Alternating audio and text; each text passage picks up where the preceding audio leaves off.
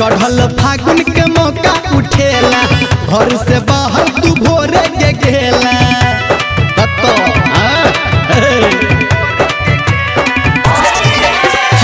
चढ़ल फागुन के मौका उठेला घर से बाहर तू भोरे के गेला छोरी बात नहीं एना ललकारी से तोहर भीजल छौ पूरा सारी कत रंग डलला पिचकारी से तोहर भीजल छौ पूरा सारी कत रंग डलला पिचकारी से तोहर भीजल छौ पूरा सारी कत रंग डलला पिचकारी से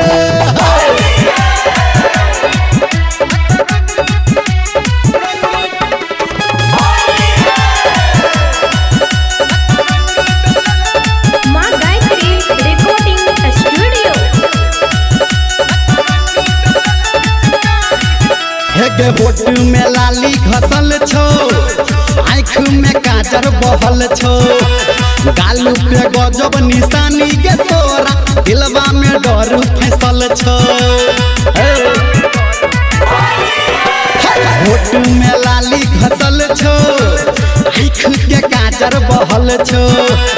गाल पे गजब निशानी के तोरा दिलवा में डर फैसल छो लाज शरम नहीं तोरा के लगलो तोहर भाग होली में जगलो रंग पीछा डोले लगी अगारी से ये तोहर भीजल छौ पूरा सारी कत रंग डलल पिचकारी से तोहर भीजल छौ पूरा सारी कत रंग डलल पिचकारी से तोहर भीजल छौ पूरा सारी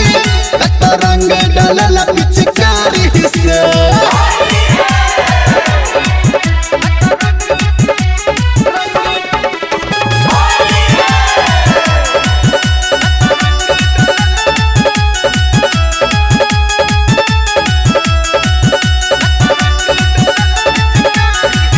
तोरा देह में लागल छौ गरदा कोन बज्जर खसल कहू के मरदा तोहर देख के भीजल जवानी के छौरी लागल छौ पान जरदा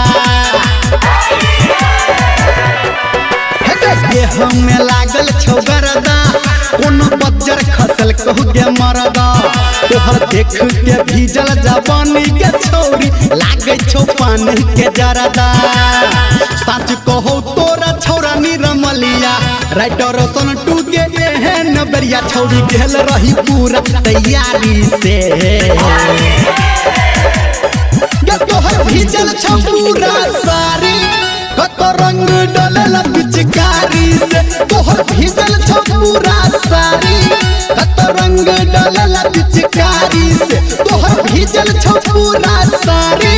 कत रंग डलला पिचकारी से